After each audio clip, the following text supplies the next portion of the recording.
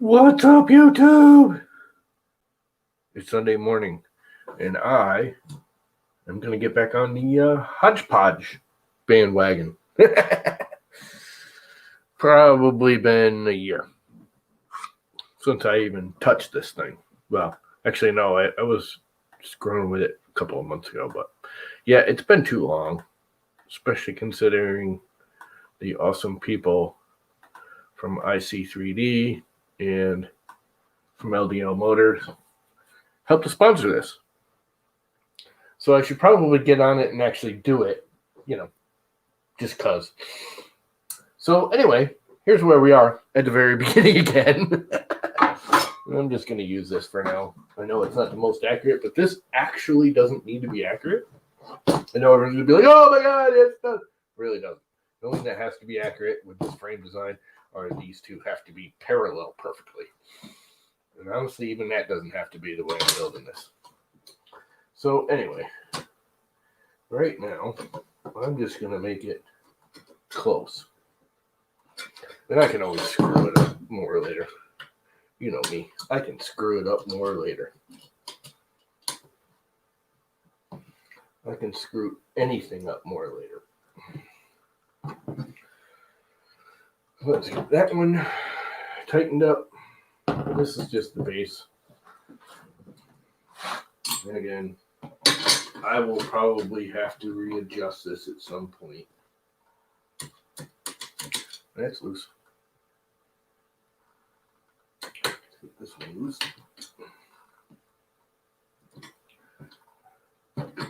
Actually, I think I want to slide the whole thing. Put this one on here now too. I want to slide the whole thing that way, just a hair. Oh, I don't know where. So anyways, what's everyone up to? Is there anyone even here? No, not a single person. Actually, it says there's 4 watching. 2 of which are probably just me and my entities. Okay, why is that? Nothing should be tight. Yeah.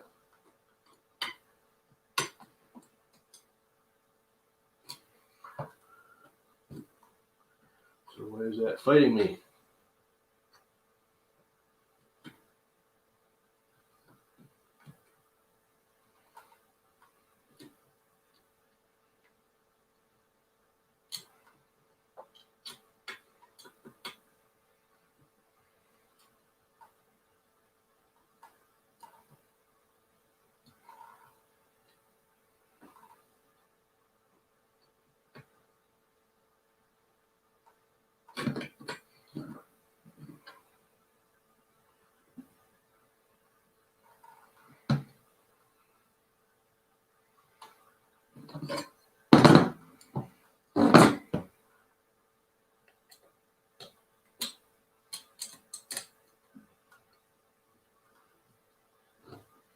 As you can see, this is a total hodgepodge of printer parts. What's up, 3D Jeff? How is life? The minute I tighten everything up, it goes out of square again. Yeah, just big. I want it at least reasonable.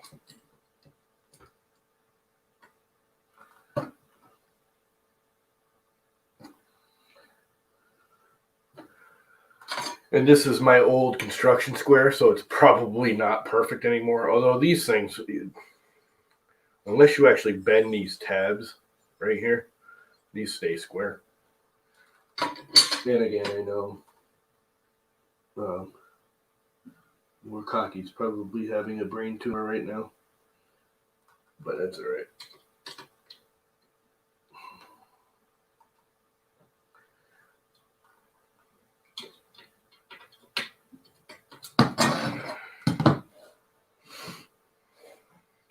I am kind of over it because it will be close enough for what I'm doing.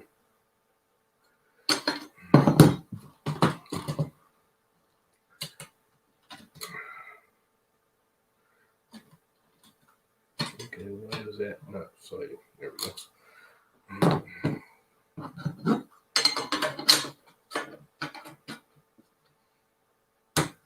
Why Why is that fighting?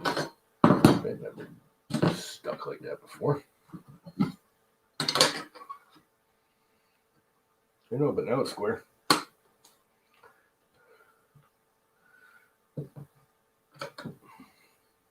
Oh no, it wasn't. I didn't have the square set.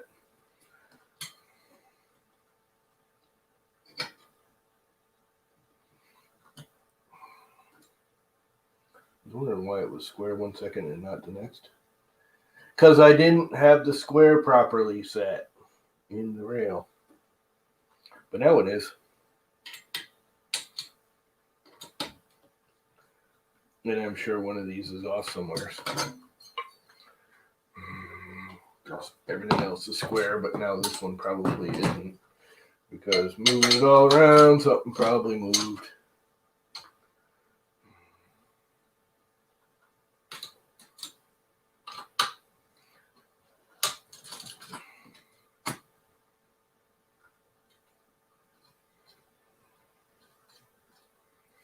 But now it is. Again, it probably threw something else out. Because that's how it works. But again, with this part, the only thing that truly matters is that these two are parallel. Well, that ain't right. I really need to not use these.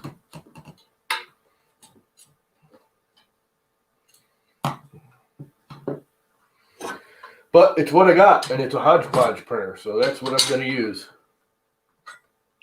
These L brackets I'm using, I know you really can't see it. They're actually made for 30/30. I got them really cheap on Amazon.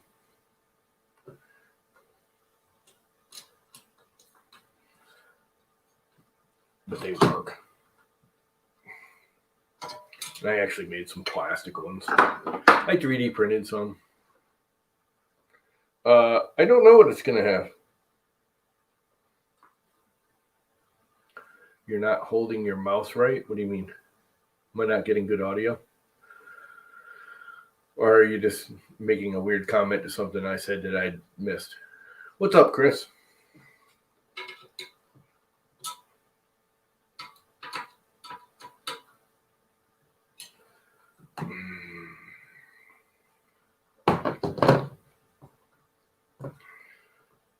And I've got my awesome 3D printed snap-on feet that are made of TPU. They just snap on. And actually, these aren't TPU. Now that I think about it, these are flexible PLA. To be honest with you, I'd rather just use TPU.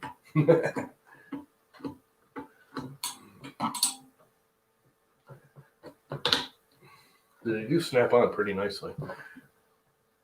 And they do help. And I actually have a hole in them. Again, you probably can't see it. Well, you can probably see this one. There's a hole in the bottom, so if you want to put a screw in it and permanently mount it in a location, that's fine. Personally, I don't think it needs to. And I made these goofy-ass things. I don't know if they're going to be any good or not. Probably not, because they're a little too thin, but they'll help.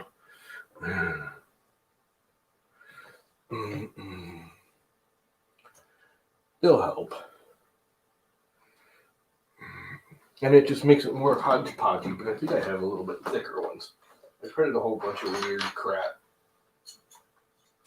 Just to print weird crap. Scrap. This is actually the material that Ryan from IC3D sent me, that PLA, that some of you actually got when, I don't know, what was it, a year ago? When I raffled off a bunch of it when he first got it to me. I have some like weird left ones and weird right ones and more of one than the other, but it really doesn't matter.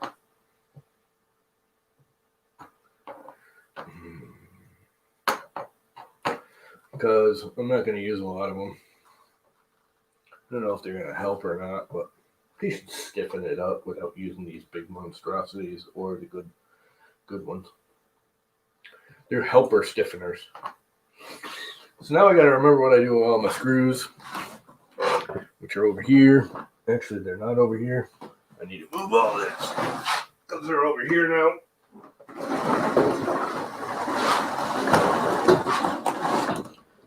Oh, I'm bumping into everything. I don't have enough room. Oh well.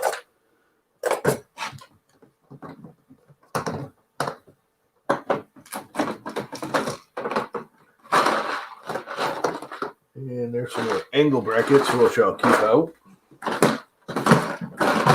And here's all the screws. Lots and lots of screws. I'm going to put them right on top of this here thing that's all round and rackety, so, you know, it'll fall over. And I'll lose half of them. You watch. We will dump out some 8mm screws. The other thing, I bought some more of these. These screws from Open Builds are the best. What's up, Mike?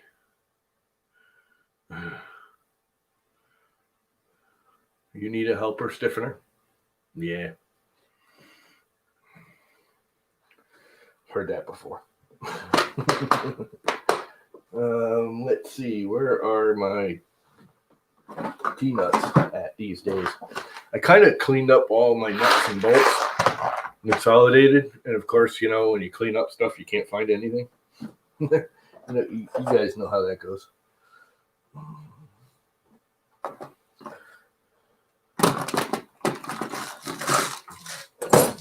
But I'll use this little cheapo packet because I think there's a buttload of M5s in here. There is.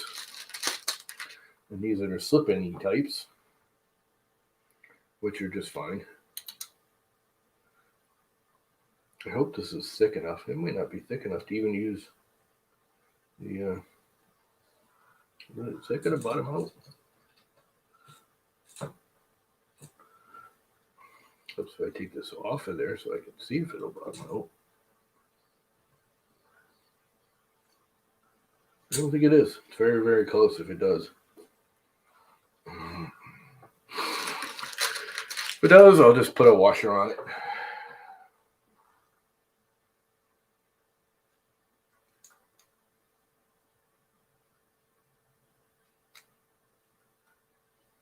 How's that sound for a fix? If at first it don't succeed, put a frickin' washer on it.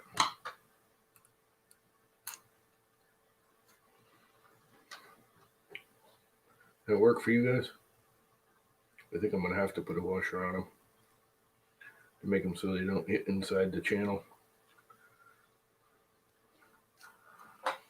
But we shall find out in just a second.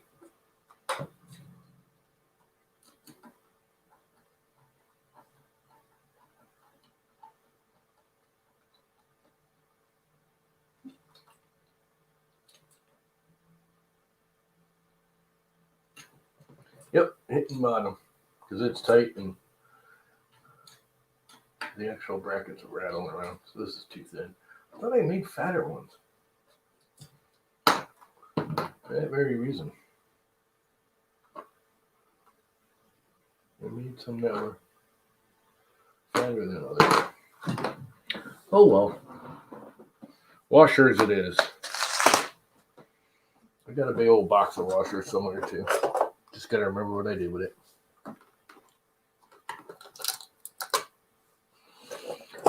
Like everything. Everything after you organize it gets lost. You organize everything just in time to get it all lost.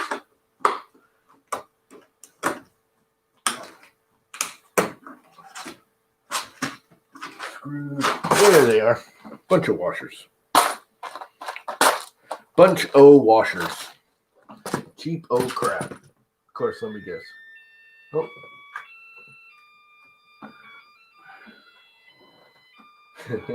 You guys hear that?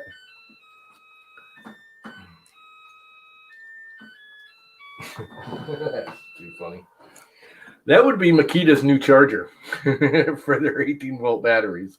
If you heard that little song play. Isn't that kind of funny? That is the wrong size washer. I need a slightly bigger one. Which means it's going to be too big now, huh? Where is it?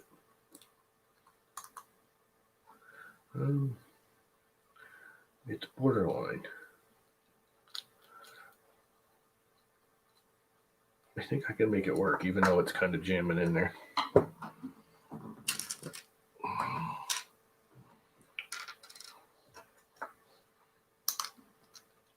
Because it's snugging it up. Snuggy snugs. Worst case scenario, I have to take the Dremel to it. The Hitachi. It's not a Dremel. All right. Nothing ever just works. I always screw something up. These are awesome. I prefer these are actually the Rubbermaid. You can tell the difference. They're blue. I guess it is. This one's different. It's a different brand. You can barely see it on the bottom. It's got the black handles. This is the actual manufacturer. Ziploc, excuse me, not Rubbermaid. These are Ziploc. Just rebrands them. If you look at them, the parts are like almost interchangeable. These are actually better. Just the whole motion of the handle and everything are better. I think they are. I don't remember the name of them. Iris is the actual, and they actually manufacture them for Ziploc. They're weather tight. These are generally more expensive, harder to find. You can only really buy them online. These you can get in Walmart and like Home Depot or Lowe's, but they are definitely not as good. The handles, like I have some where I pop the handle and it just falls off. The whole forming isn't as well made. The seals are better on the Iris ones too. The thing is, if you go on Amazon with these Iris ones, that's how I got them. I actually got bigger ones for cheaper. These are 60 quart. These are 72 quart. Excuse me. The 72 quarts, I actually got cheaper than the 60 quarts. If you go on Amazon every once in a while and you go straight to Iris, you can pre-order them. In other words, it'll come up and say, none in stock, shipping in, a month or whatever. And they'll be like $15. I think I paid $17 was the most I ever paid for one of these. And I got like 4 or 5 of them. And you order 1 or 2. And it says, oh, they'll be in stock in a month or whatever. I usually got them in a week anyways. They're like, oh, we shipped it in a week. And I get the feeling they take the orders every 30 days off of Amazon, and every 30 days they just run off whatever's pre-ordered. But normally if you buy them in stock, they're like $40. Where if you pre-order them, they're like $15, $17, $20, depending on their mood that week. It's been varied every time I went to order it. But yeah. And they're weather tight and cheap. If you get them on Amazon. If you just buy them, they're kind of expensive. Or can be expensive. I'm going to make it work. Yeah, the difference is the ones that you're buying for $8, Jeff, are not weather tight. These have like a weather seal, and it compresses and everything. Most of the cheapos aren't weather tight. They actually have a hole in the side where the air gets in. I take these and then I put the Eva Dries inside. Yeah, but I don't think for $8 they probably are not weather tight. If they are, I'd be very, very surprised. Very, very, very surprised. Very surprised if they're weather tight.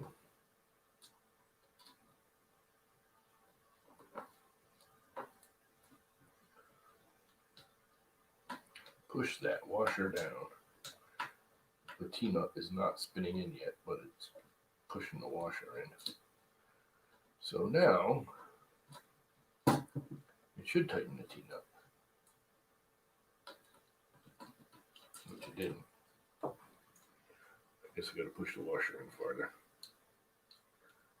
Hopefully it won't break.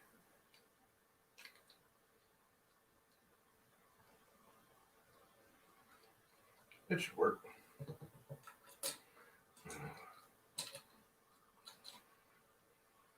Let's see if it works. Come on, T-nut, spin. I don't like the T-nut spun.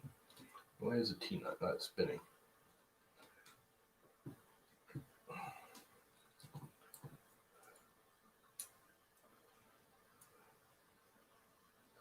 It should spin. Mr. T-nut, I hate these spinning in ones because they do this kind of crap all the time.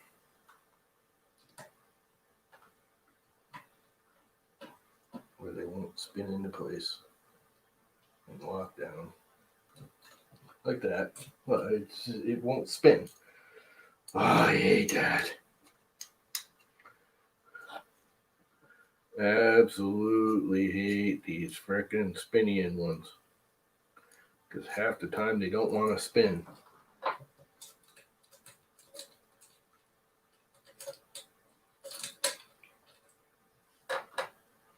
And you never know why.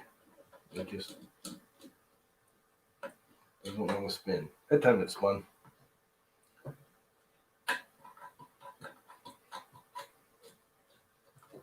And when I can see spun. And let's slide one in from the other side.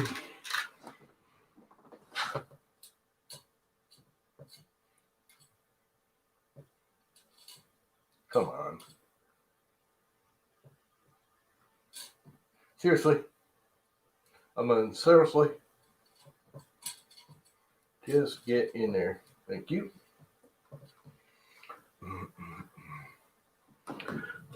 Washer. I was hoping that printing these things would make it easier. I didn't quite do it right, I guess. I just kind of guesstimated. Yeah, the 4-pack for $104. But again, you gotta go straight to Iris. Don't look at who the purchaser or seller is, and make sure it says Iris, and then just click on their name and scan through them.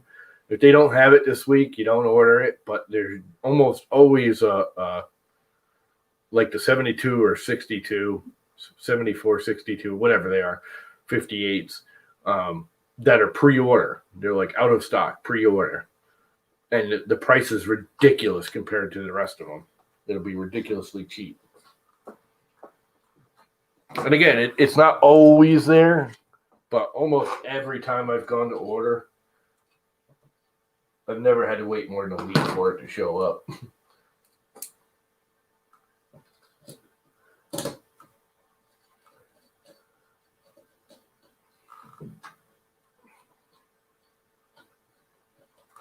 Okay, what's the matter? Is it not biting it?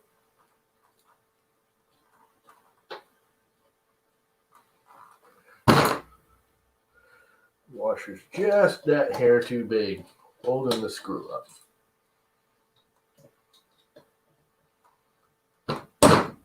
No, it's not.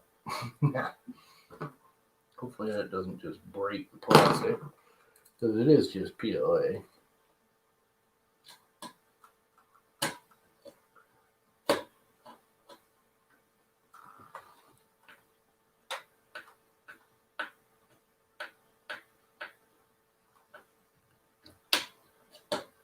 And it did spin. Now I got to respin it. And there it goes. It spun into place. And now it's holding. That's pretty sweet. Let's do the other side. They already got some here and here. I got metal ones. But it's a Hodge Podge pair, so it can't all be the same. It has to be properly Hodge Podged. Great.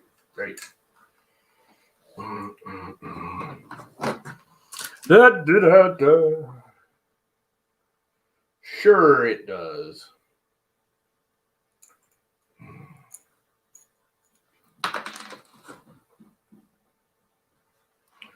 I'm thinking I should buzz these real quick with my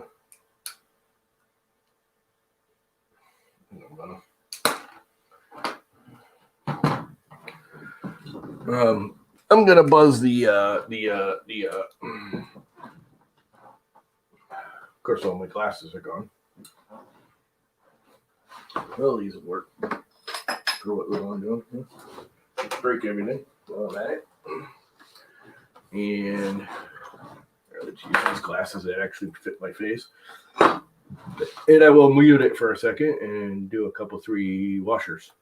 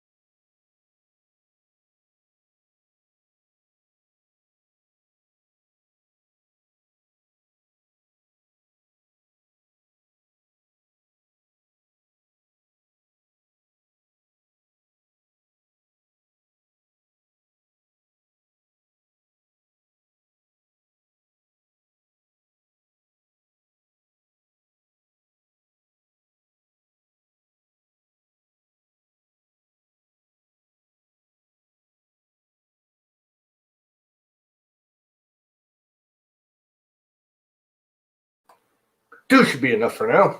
And I don't know why I use that stupid little thing. I got my big ass grinder right here. I just thought of that. And it's charging the monster battery at the moment. But that's all right. This thing should fit now without issue. Which it does.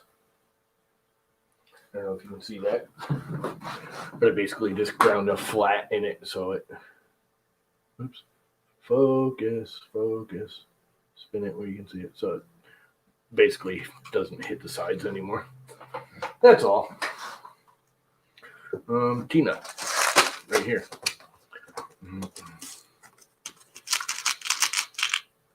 That should make it a little bit better.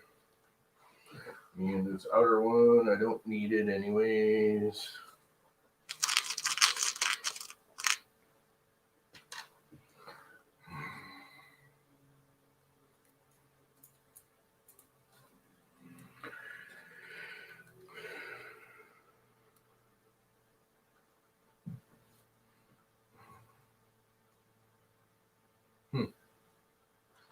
I did a backwards one. That's all right. It's a Hodge Podge printer. Let's have one backwards. Why not, right? And that. And T-nut. See it drop in there and sit square.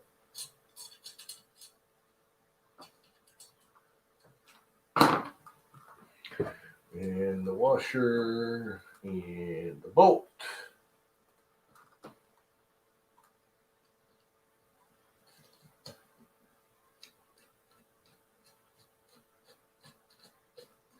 That worked quite well, it seems.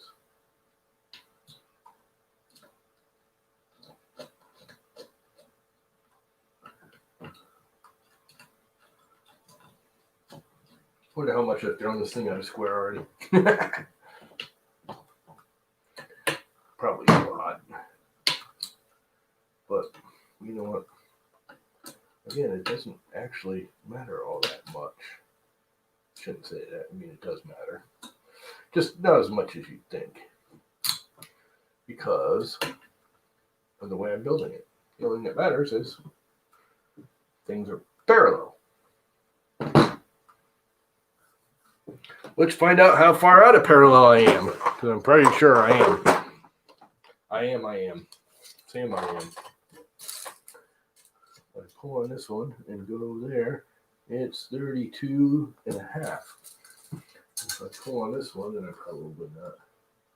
And that's 32 and a half, but it's a little bit less. Let's retry that. That's actually a little. Let's go all the way to the outside so I get a nice square. It's like 36 almost on the button. And that's like one under 36. So, somewhere, something's out. Do I need to bring this one in or that one?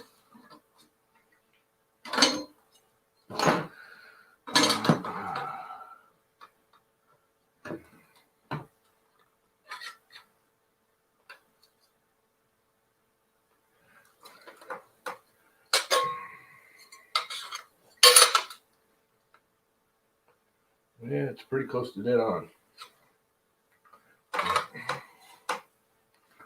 Pretty close. Come on. Well, come off then. That's what you want to do. Yeah, it's pretty close to dead on.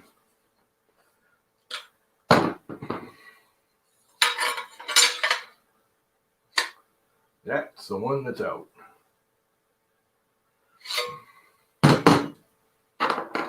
Let me guess.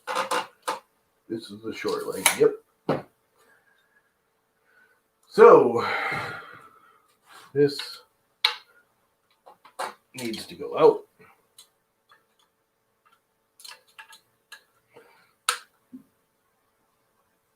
About that much. Of course, it's going to throw something else out of square because 3 out of the 4 were square.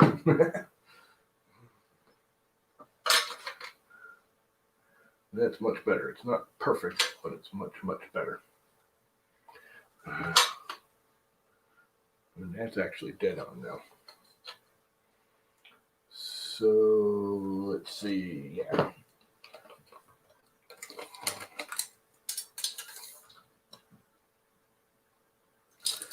That's like a half a line short. And again, and that's a half a line short. So I'm going to leave it, even though it's not dead on. Because again, I could probably jag it out where these are. This is not the best structure method. Not the strongest structure I've ever built. Not the weakest. Actually, this is actually how the Max Micron was built, and it was actually very strong. But it did have better corner brackets and stuff than this thing's using.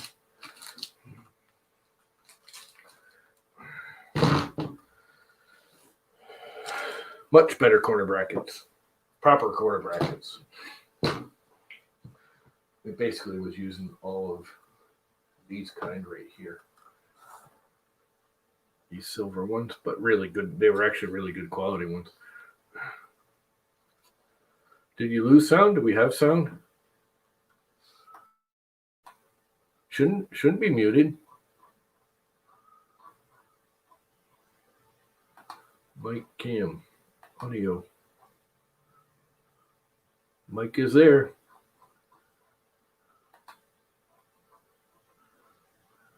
Are we muted still?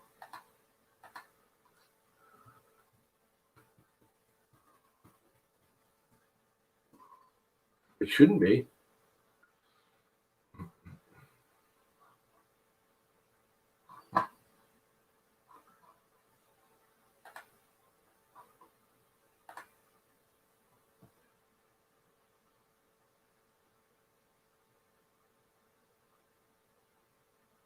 Yeah, I'm not reading chat constantly. So we're good. All right. It's a little laggy.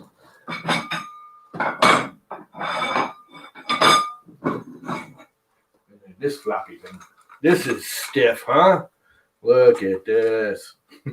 That's just funny. That will be going right around there somewhere.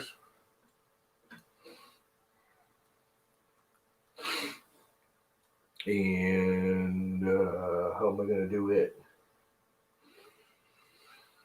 I think I will. I thought I made brackets for that. I guess I didn't.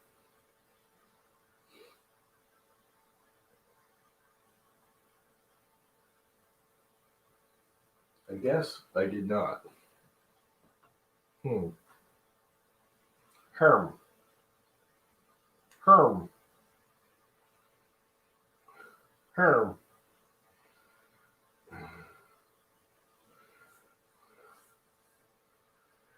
Let me think about that for a second. How do I want to proceed? Should I just use these monstrosity ones?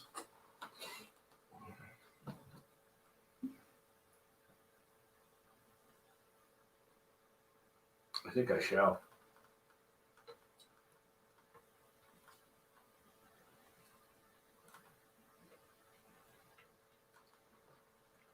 However, I can't get the T-nut in there. Actually, yes, I can. I can do this. Go like this. Come on. The only thing I don't like about these slide-in T-nuts is initially getting them in there.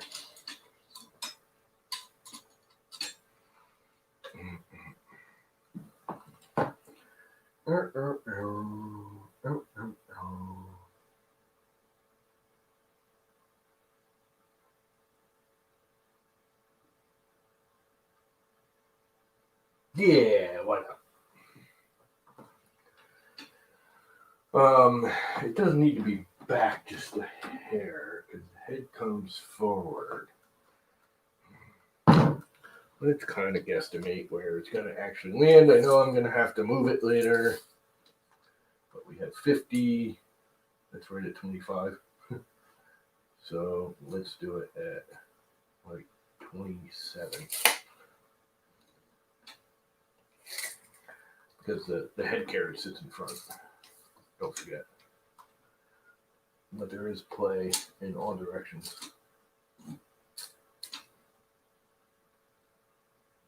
And again, I'm just guesstimating at this point. So I'm going to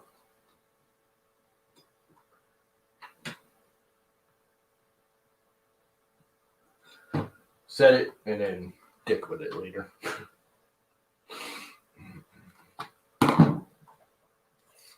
What did I actually end up with? Not quite 27. Let's move it to make it actually 27. Come on.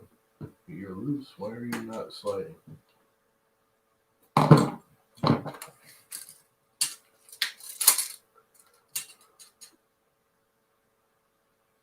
Right there.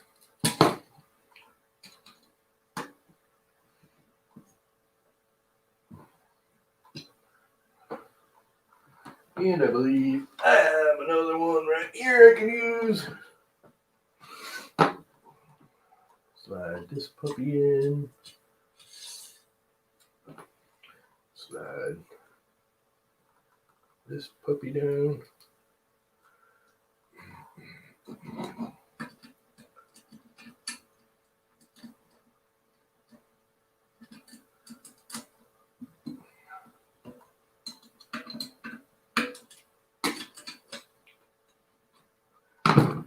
You get right around 27.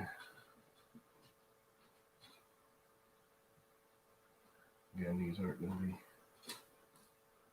exact because this isn't sitting perfect. But I will play with it later to get it all square and true and all that crap.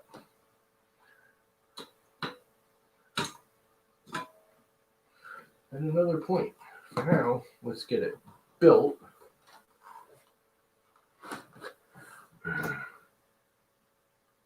What's up, Jesse? Yeah, no, it's not a sweet printer. Yeah, I actually think when I'm all said and done, because I got some ideas on how the motion system's going to work a little differently, because, you know, why do it normal?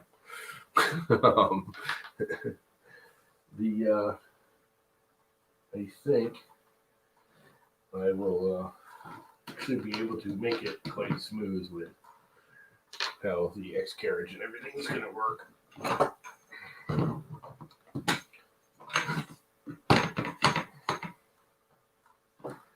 Which will be a little different. Just a little different. Because, you know, it's me and I can't do anything normal. It just wouldn't be right.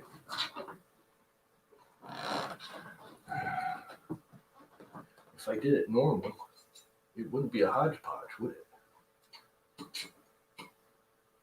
It wouldn't be a proper Hodge Podge anyways. It's stuck right in there just fine.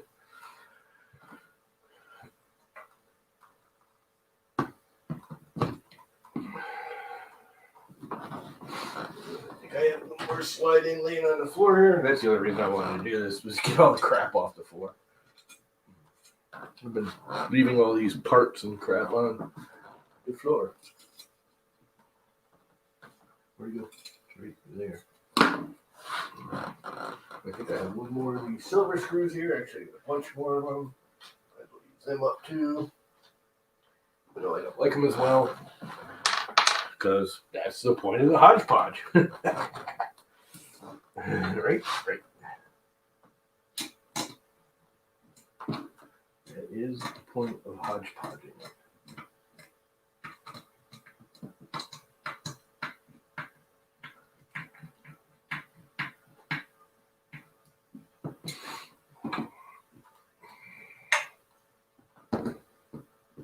Something ain't right. Let's let that slide down just a tad.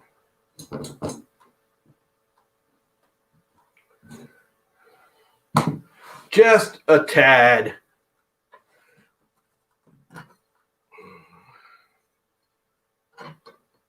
At least get it reasonably square, right?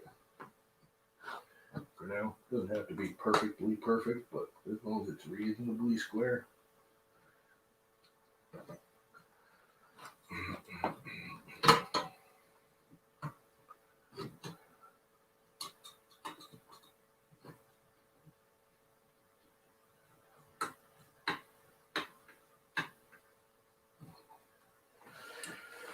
And then let's put,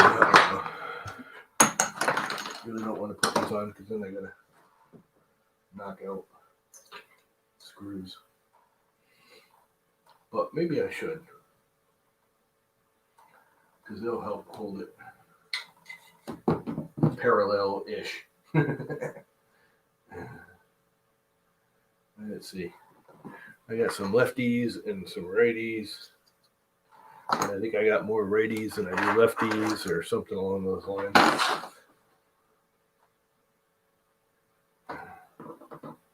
This one will work. Sure it will. We are going to have to grind a few more washers. And I think I'm going to use the monster grinder and really get crazy with it. So,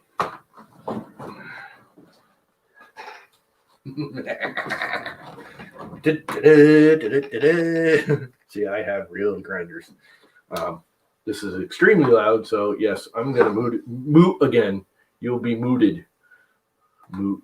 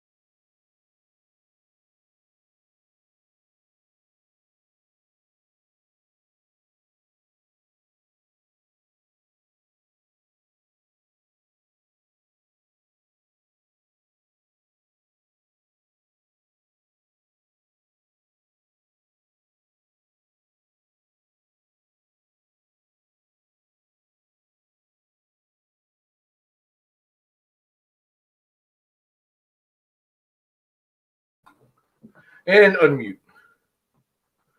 And those are warm. But they'll work. Because, why not? Oh, the stupid crap I do for the fun of it. What do I got for screws left? Do I have any of the stupid silver ones left? I got a couple of them. Might as well use them up. Let's mismatch them all up. What's up, Serge? Mr. Sergio? We are basically doing stupid crap. Because we can.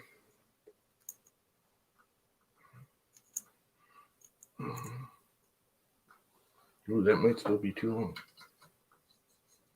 Nope. It's not hitting. Seems awful close, but it ain't hitting.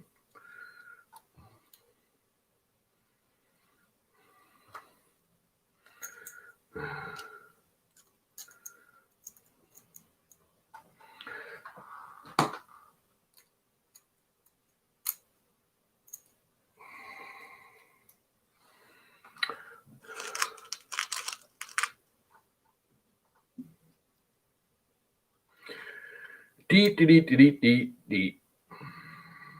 This can use a regular washer that has not been ground. And I just thought of something. I don't think I can get those in there like that. Can I? I believe I can. Ow. Only I can do that one.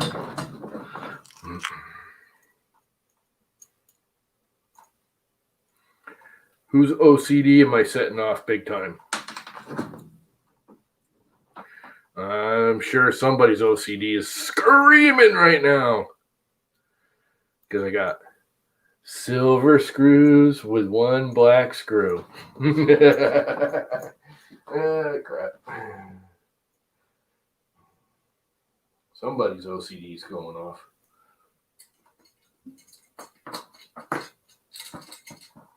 Okay, line up.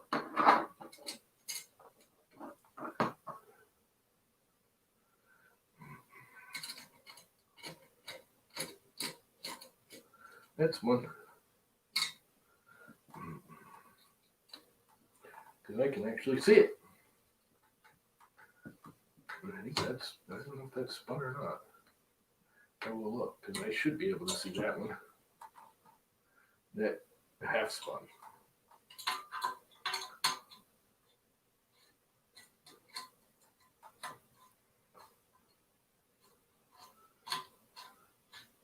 Oh, I see. I gotta lower it. That's why.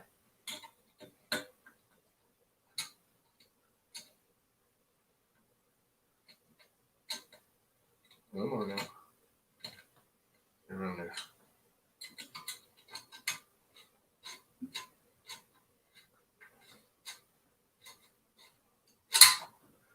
Oh, I hate these stupid spin ends. There it goes. There she goes. That one spun right up. It's actually feeling pretty stiff, even though I know it's not. Oh, the glorious, glorious things we do. Yep, want to do that one. This one's going to get all black ones because I think I'm out of the silver ones unless I go hunting. Which I probably should because I'd like to get rid of them and not use the expensive black ones. Not that these black ones are all that expensive. They're $1 for 10. Come on, washer. Spin. Seriously? You're going to fight me on this, Mr. Washer? Here we go. He lost the fight. He tried, and then he died.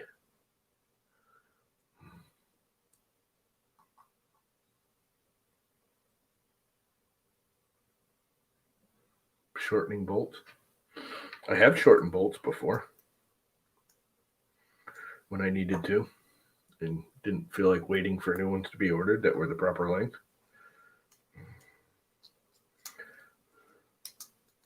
I have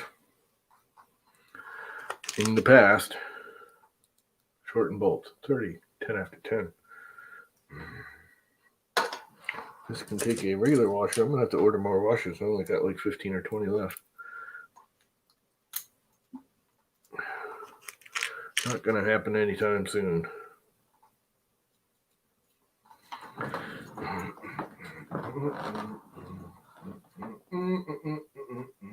That one goes that way. Those two go that way. I think I will do this one first. Make sure it tightens up because it's the hardest one to get to, which it did. This thing needs to be slid back because it's not against that extrusion. Why is it not going back?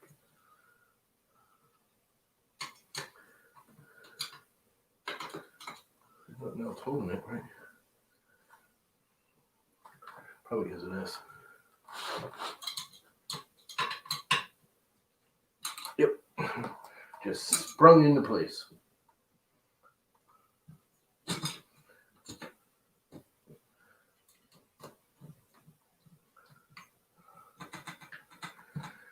And I will check for square at some other point. But for now, let's just get it in general good shape. And then I can twist and turn it all around accordingly later.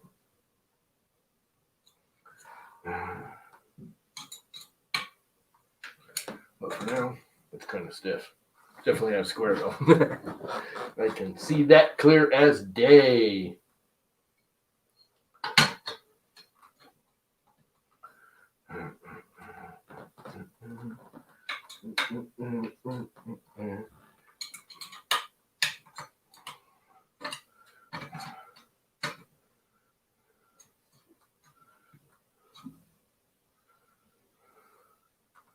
Close enough now.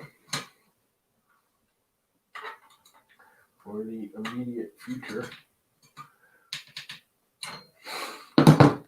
Again, we're not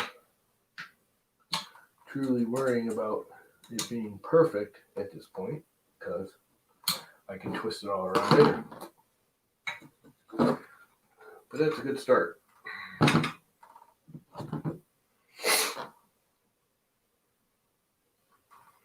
And tighten this up.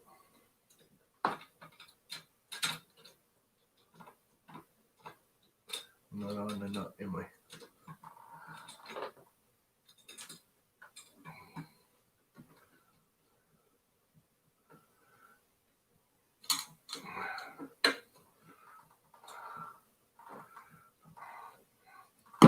Let's see how close I got here. Bet I'm way, way, way off. Just 135 and 9. 35 and 3. Yeah. Which one's the one that's got to move, though? That is the question. I'm guessing it's that one because it kind of sprung. 36. Darn close to 36. Not even a full line under.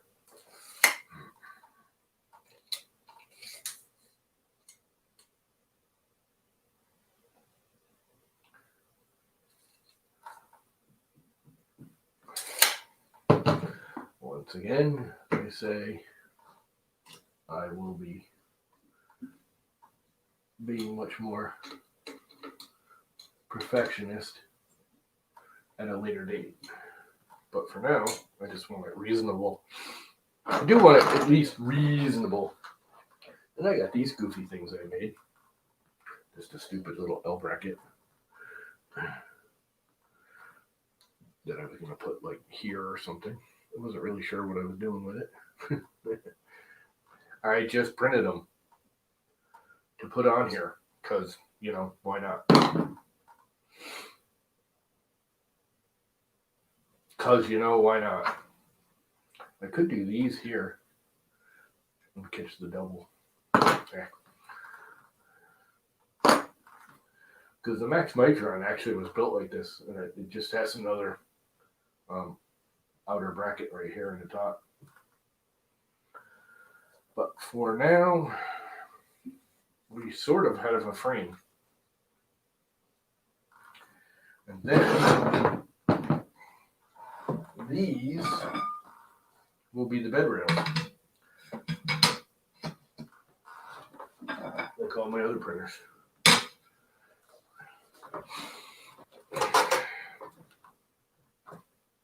And that's why this doesn't have to be perfectly square, because I can adjust these to match the tower.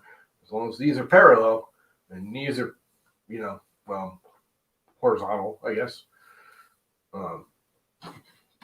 This bed rail, as long as it's parallel to these and square to this, it'll work no matter what this outer frame is. Granted, you want this outer frame reasonable because that's holding it all together. But it does work, because I've built other frames this way, and it's actually a very accurate way to do it. And I need something to drink. White grapefruit juice. I love white grapefruit juice.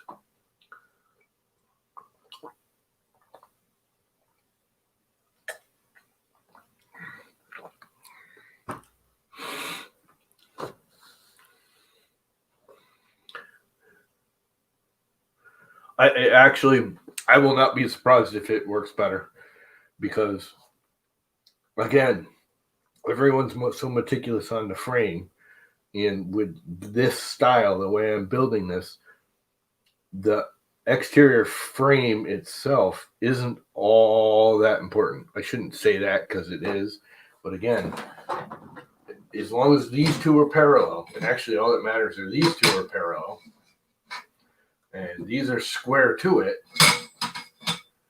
that's all that matters. Because the Z will ride on this, and Z and X, just like any i3. And the Y will ride on these, so as long as this and this are square / parallel, that's all that matters. All of this black stuff on the base doesn't matter. Do you want it square and straight and good? Hell yes. Does it have to be? No.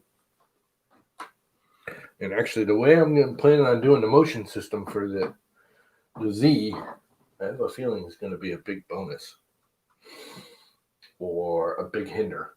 I'm not sure which. Oh, crap. It's definitely going to be a piece of work. I can almost just mount the bed right now. Unfortunately, all I have is a 200 millimeter bed. And I think it's in this box on the bottom. I think it's in this box. I'm pretty sure it's in this box. It's not in the other one, is it? Nope, I know it's not. Crap. Crappity crap.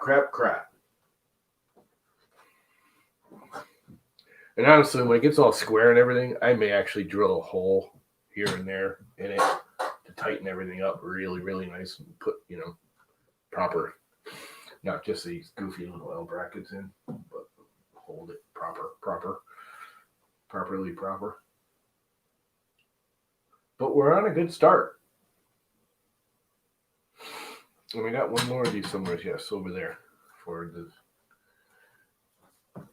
the X/Z, Z height and X carriage.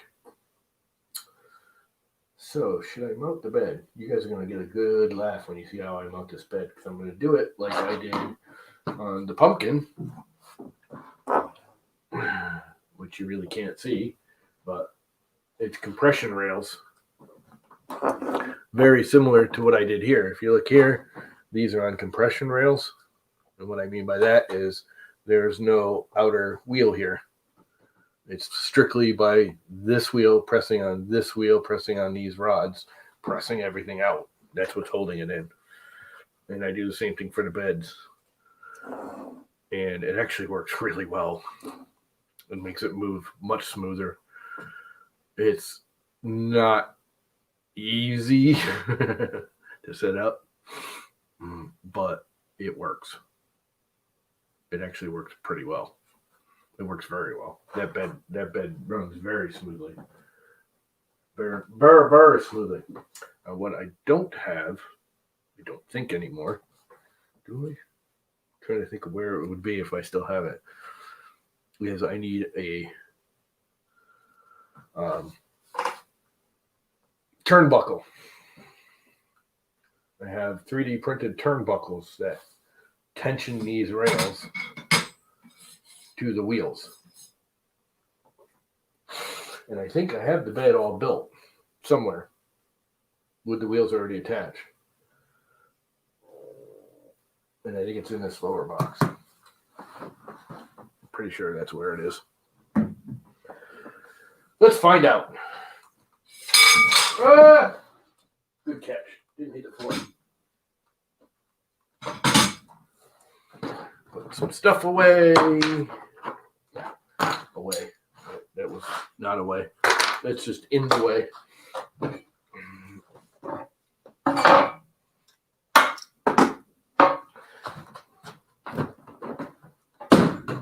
That goes down there.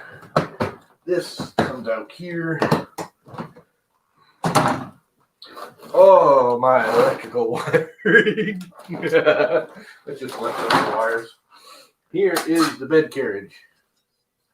All I have is this 200 bed carriage. And I also have this 200 heated bed, which I'm going to use. And I have this homemade PEI sheet that I'm going to use. Flex sheet. I will need to get a magnet. So I will be hitting up Timmy from TH3D or eventually. Oh my God. Where did this even come from? You guys want a good laugh? You guys are going to get the best laugh in the world. This is me at like 10, 8. It was about 8 or 10, somewhere in there. Mile Creek, 6th grade. So 5th grade or 6th grade. I think this is 5th grade. It's when I was in 5th grade. Wow, I didn't even know I still had that. I thought that was gone forever. I don't know how it got in here. I got power supplies, real crappy ones. I got wiring. I've got a power switch. All stuff that's going on the Hodge Podge.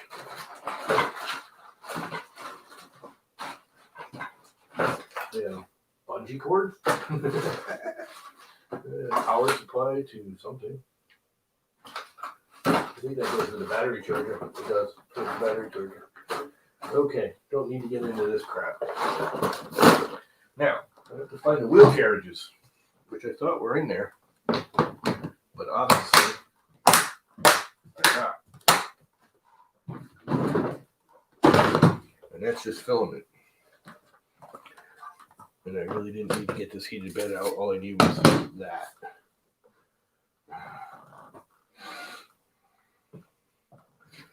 This is the original, very first bed carriage to the Max Micron. And it's actually a really nice bed carriage. And one way I'm glad I didn't put it back on, because I sold the Max Micron, and this is better than the one I put on it.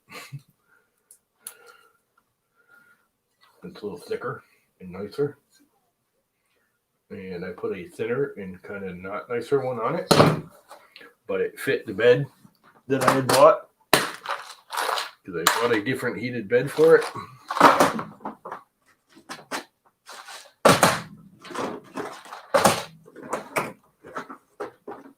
Okay, what did I do with my carriage parts? I had them. I have the wheels. I have lots of open build wheels. These are all open build wheels. I shouldn't say that. Some of them, if you look, I got some that are marked in pink. These are cheapo aftermarket ones. They have a little like pink metallic stripe on it. And they are cheapo aftermarket ones. As well as all the big ones.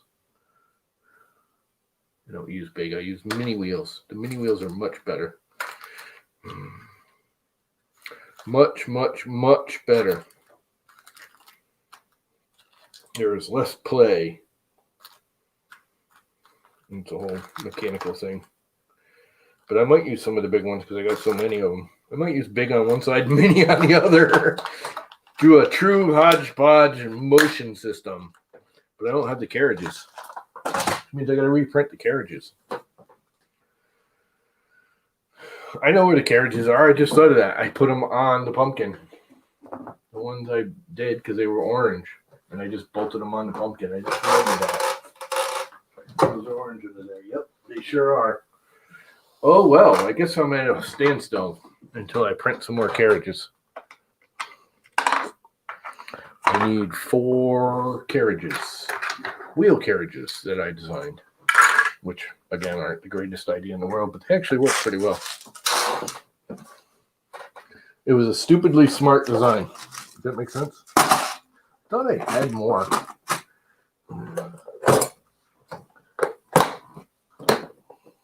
But I guess I didn't. It's kind of put in a hodgepodge hold.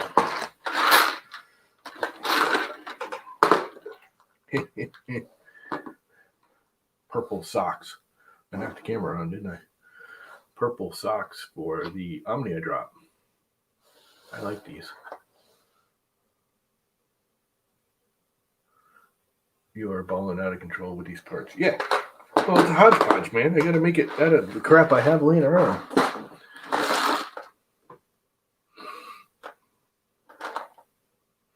Or I got to make the parts. I don't want to buy parts. Even the parts that were given to me, like the LDO motors, LDO gave me some motors. They're used motors. They're not new.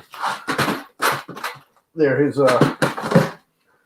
like demonstration motors and stuff.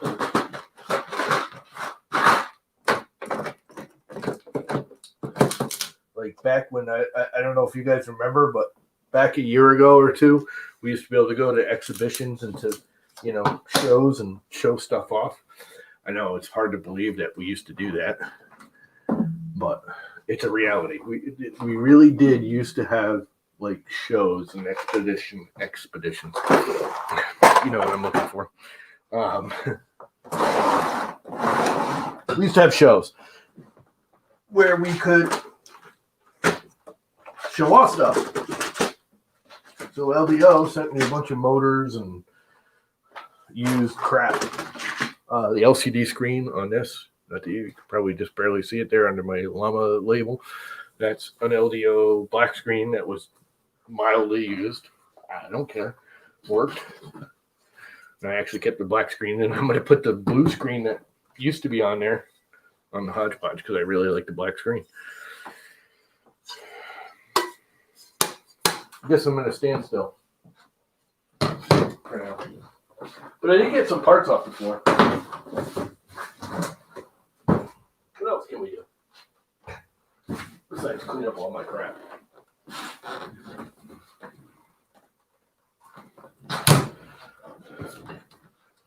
This thing actually works really well. I might go back to this. This is like a homemade flex sheet. It's literally, I went to Lowe's or Home Depot or anywhere. I bought a sheet of thin, I can't remember what thickness it is. Let's find out. Of just sheet metal. Just cheap old sheet metal. It's 0.6. So what is that, 3 mil or whatever? Just sheet metal. I lightly sanded it and then made a flex bed out of it. Now, if you flex it so hard, if I keep flexing it, it'll stay flexed. It's not spring steel. It's just regular old sheet metal. But there's enough flex to it that you can pop stuff off, it's like $4 instead of $30 or $40. You have to cut it, obviously, but I have grinders and snips, and the only thing you have to be careful of is when you cut it, you don't get like a ridge on the edge, but which I did. But you can see I just ground it off with the grinder. That's not a big deal. And you have a cheap flex bed. Slap some PEI on there or blue tape or, build tack, whatever.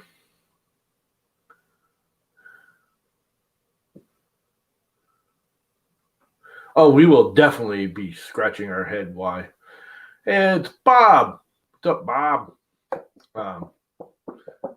Yeah, it'll print. It'll print very well. I know it will. I mean, come on, Enders print pretty well.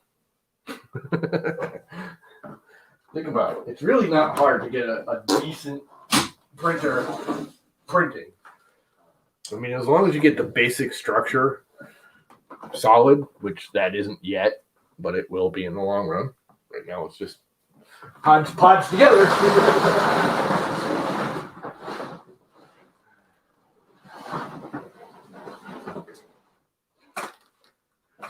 But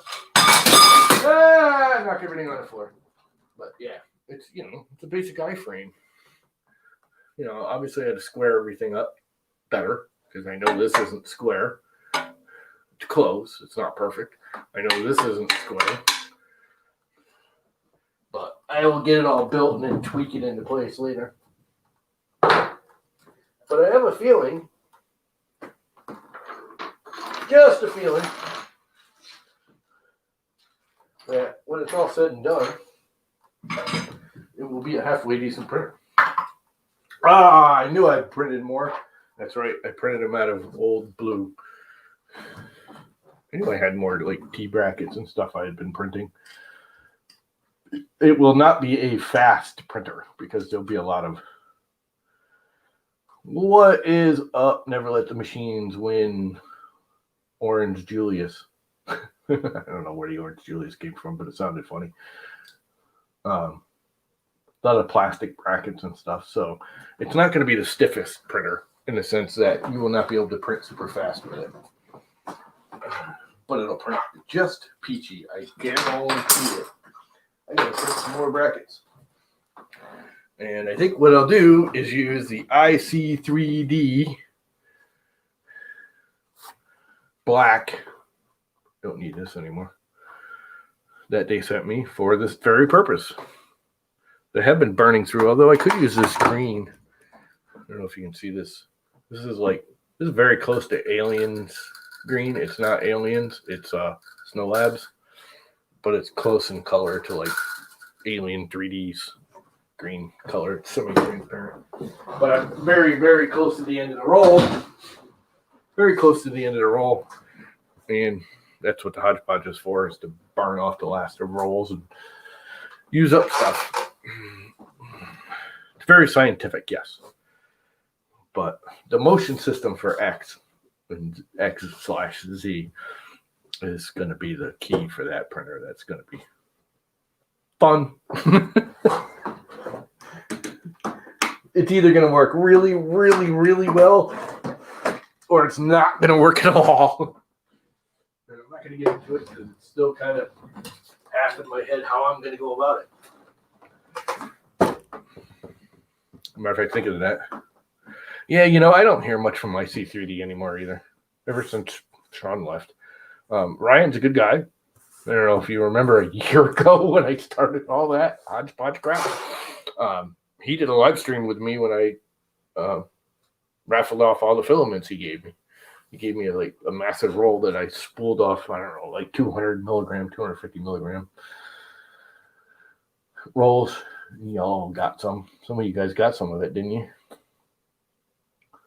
And I haven't really heard from him much since. I also haven't bought from him much since, to be honest, since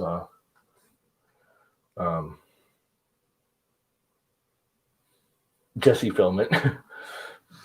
Because Jesse filament is freaking cheaper and really good filament. And the one thing I will say about IC3D filament is it prints really well. I never have a problem printing it. I did when I was printing that clear. It absorbs moisture. Even in my freaking dry boxes, there was like probably 2 feet of brittle. It seems to do it worse than other ones. Not terrible. Again, as long as you keep it in a dry container with, some kind of something keeping it dry, it isn't too bad. But it stinks too. It's got a weird odor. I don't like printing it unless I can open the window. I mean, it's not super terrible, but it's not like your normal PLAs. And I'm trying to think, do I have any of their PETG? I think I did have a roll of their PETG years ago and burned it off. But anyway, anybody want to hop in and hang out for half an hour? I probably won't be on much longer, but we could turn this into a regular everyday. Oops. Why didn't that work? Copy, because it didn't get copied because I didn't click on the window. There we go. Anyone wants to come and hang out for 10 minutes, half an hour, say hi on a Sunday morning. Just noticing Bob's up. It's like freaking wicked early in Bobland. What is it, like 7 o'clock? What are you doing so early on a Sunday morning in Bobland? I gotta get a haircut.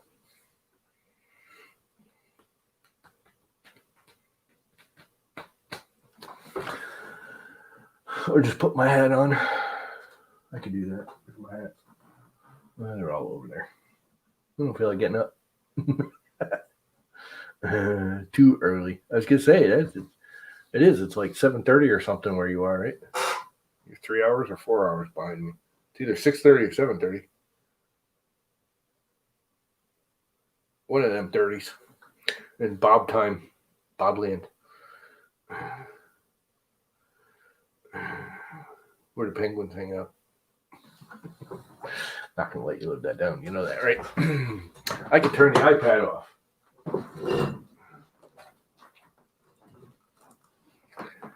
Don't need that running no more because I'm not using that camera no more. And it just disappeared. I could have just. Why wouldn't it? Why won't it let me eject it? That's weird.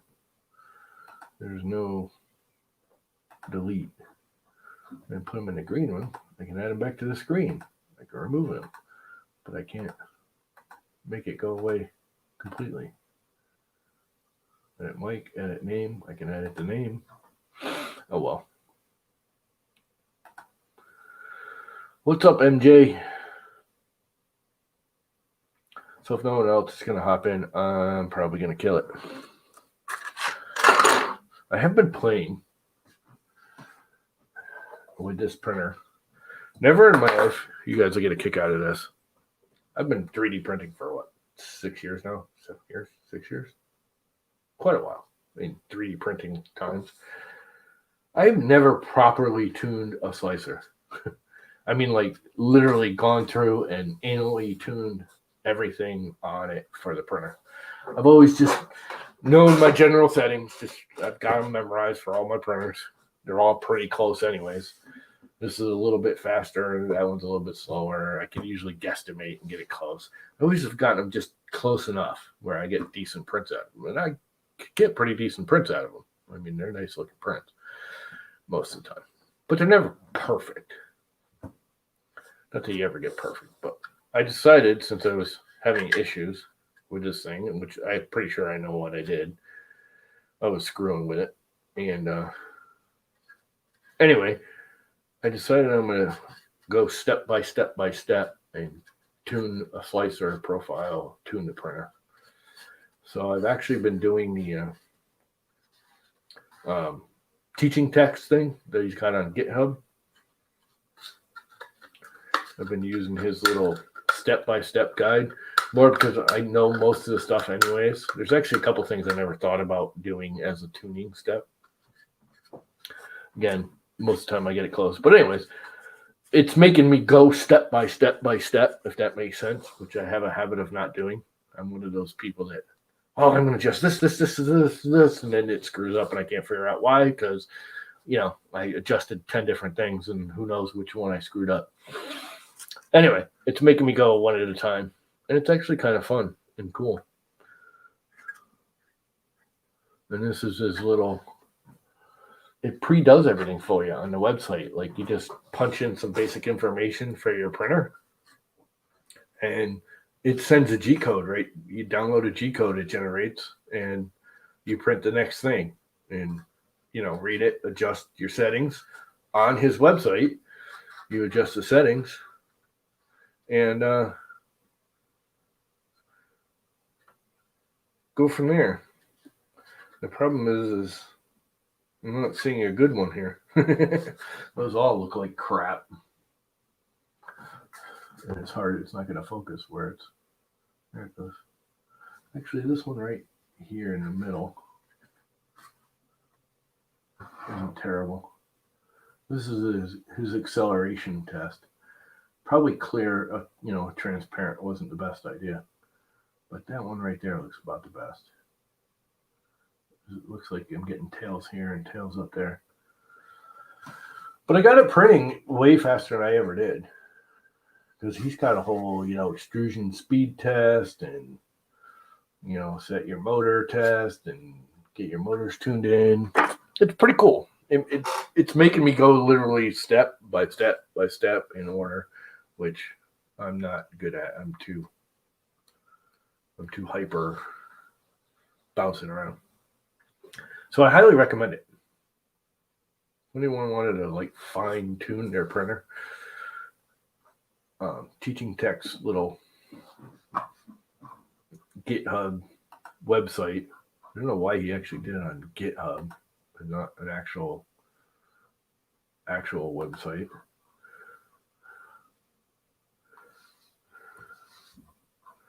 But you just go step by step through it here. If anyone's even slightly interested in seeing what I'm talking about. What's up, Marcus? Just in time for me to leave since no one else wants to come hang out.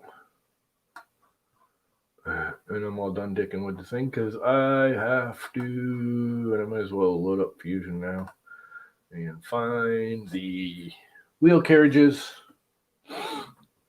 for my very unique bed motion system, which is completely different. Hey, there we go. We got an Ethan.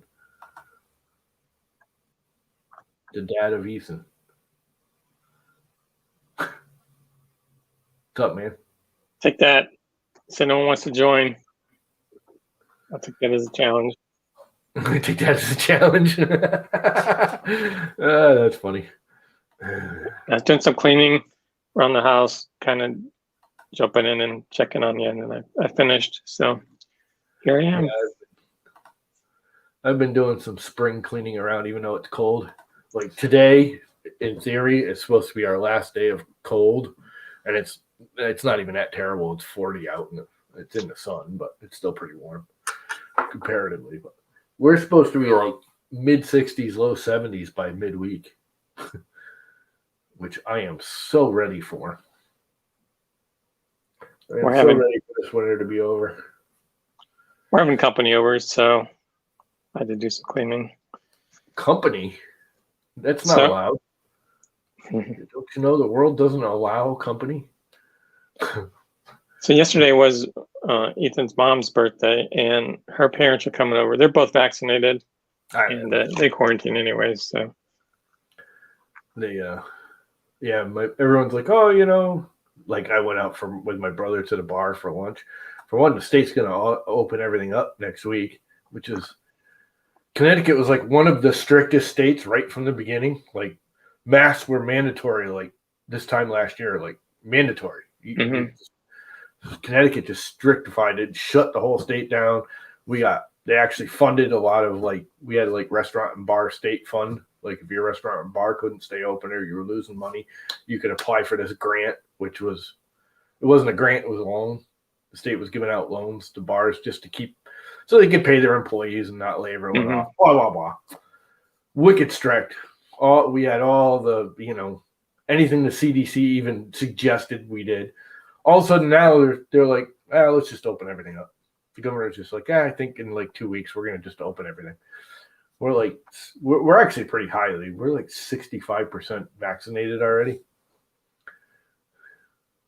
Yeah, so I'm in Ohio. We're not doing as well, but I overheard my wife talking to someone on the phone yesterday that part of that is because a lot of states are only doing their own citizens, where apparently for Ohio, it doesn't matter. You can drive in from Michigan, Kentucky, whatever, as long as you're in the age range that they're doing at the moment, they'll vaccinate you. Yeah, no, we're state only because there were some scammers. Not only is it state only, but it's free. You don't even have to like do any. Like some of the states are making you use your insurance to pay for it. Connecticut's like, we don't care, just show us a license and an ID, and as long as you're a state resident. Well, there's freaking morons going online and advertising in Long Island and New York that for $50 they'll sell you a place in line for Connecticut. Mm-hmm. And they're collecting the $50, giving you actual locations and everything, date, time, setting you up with an appointment. Fuck, people are showing up from New York all the time going, I want my vaccine. And they're like, you don't get one. You weren't scheduled. You got scammed. Awesome. And I mean, they're coming in bus loads. They're literally getting buses. And these guys are like actually contracting buses. When the bus goes down and it's all done through this website. And these people are paying money. And they're coming from Long Island, New York, Massachusetts into Connecticut on buses, showing up at these vaccine sites and getting turned away. And I have jury duty in April, and I just hope I can get something before then. Jury duty? Yeah. Well, I'm actually ready. I'm in the group that's being done right now, but it just kicked on this week. On Monday, and it's just a cluster. So every time I go on, it's just the site is overlogged. It's like, oh, we have an appointment available. You start filling out the little paperwork you ask.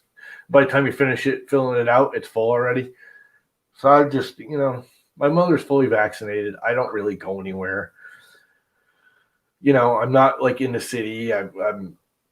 I can go outside and play in the yard. I can go to the little grocery store. It's a small town. It's winter. I mean, we're a beach town, so it's packed in the summer. But right now, I think we got like 10,000 residents in the whole freaking town.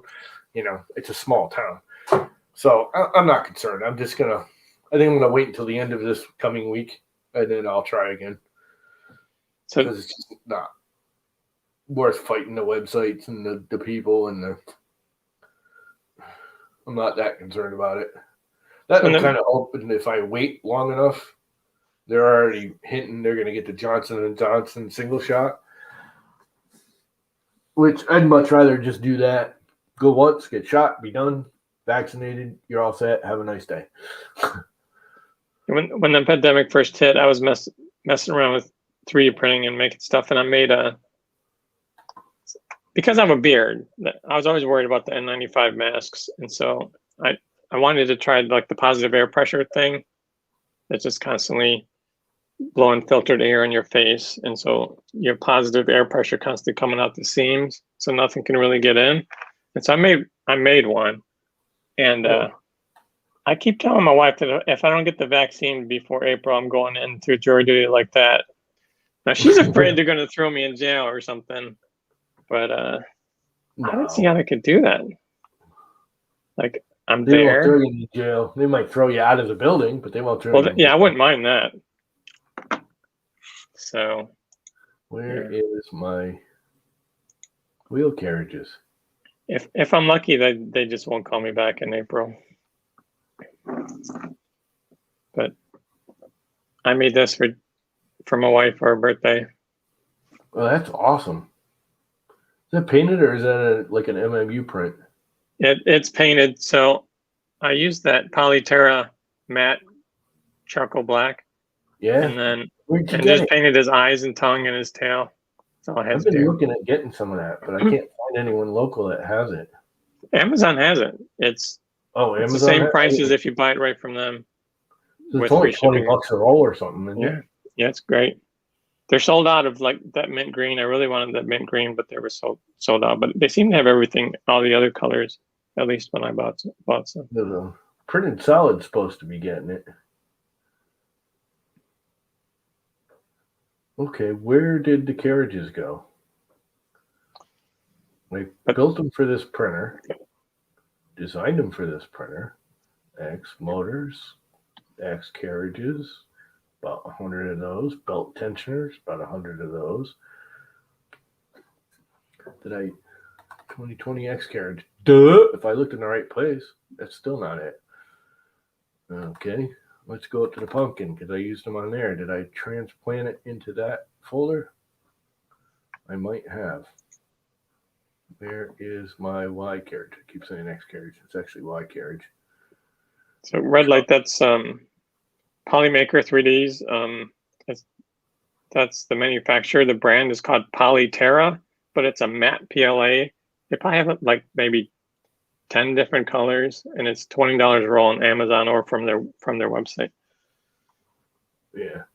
The problem is their website just sends you and says, "Oh, buy local." Because I was looking at it and oh, I didn't know. It sent me back to U.S. and it gives you a list of places sold in the U.S. and one of them was printed solid, so I went there, and of course it's completely out of stock. He doesn't even have it listed yet.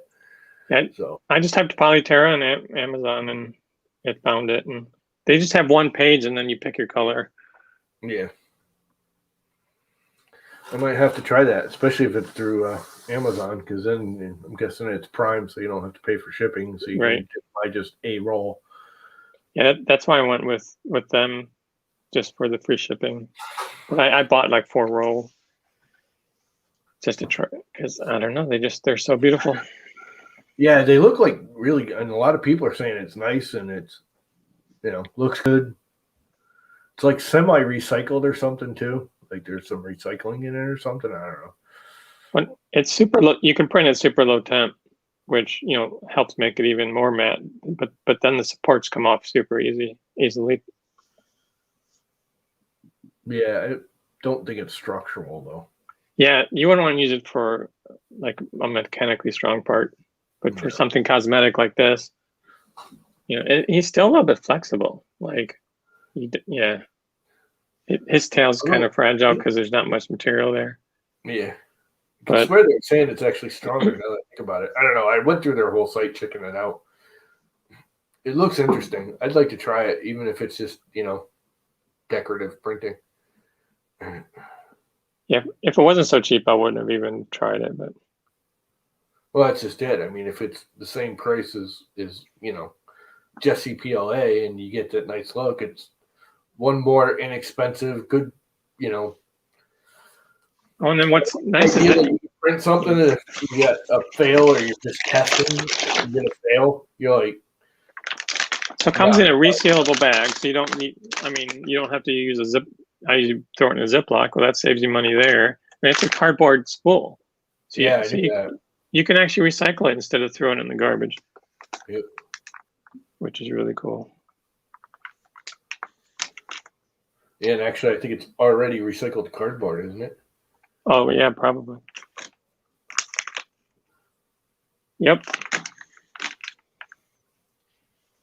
Which is good. Oh, people don't realize recycling cardboard puts almost as much emissions into the air as making new cardboard. Yeah,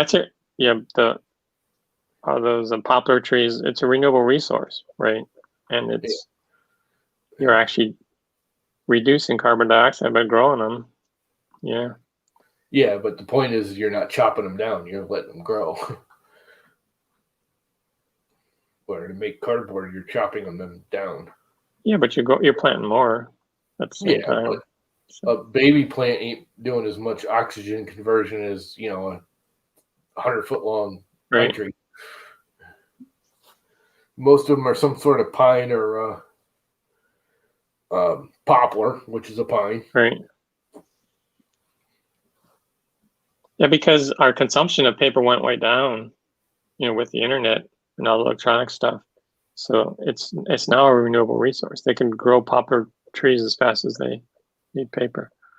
Well, they can grow them fast now, anyways. We have people don't realize, like,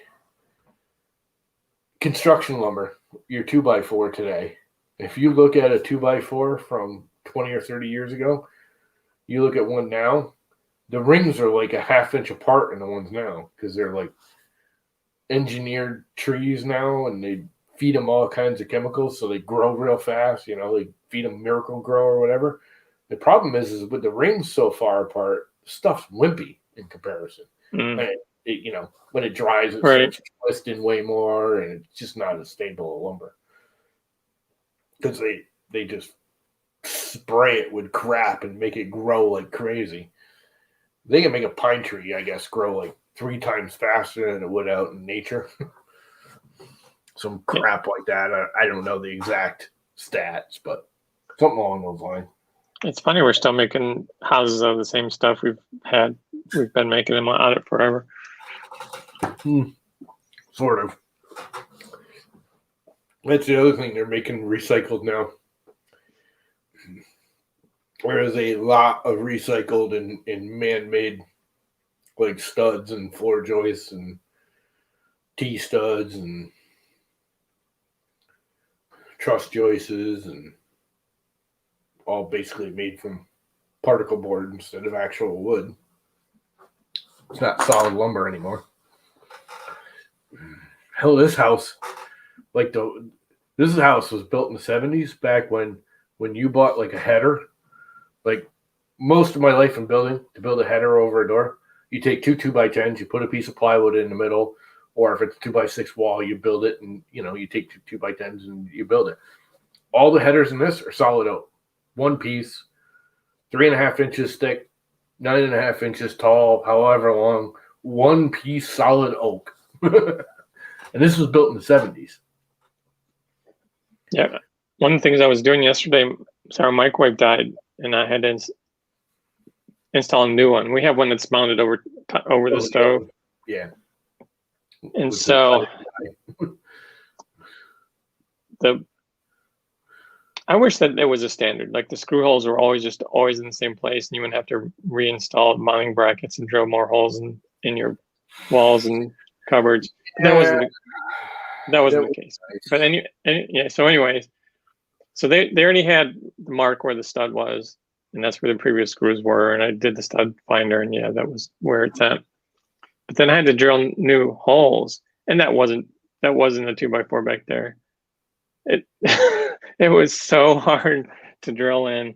It was smoking and everything. It must have been oak. Mine will get very, very, very hard if it's dried out for long enough. How old's the house? It's probably 100 years. Yeah, that's why. It could, well, if it's 100 years, it could be oak. Yeah, I was thinking you used to make the lumber right out of the freaking lot.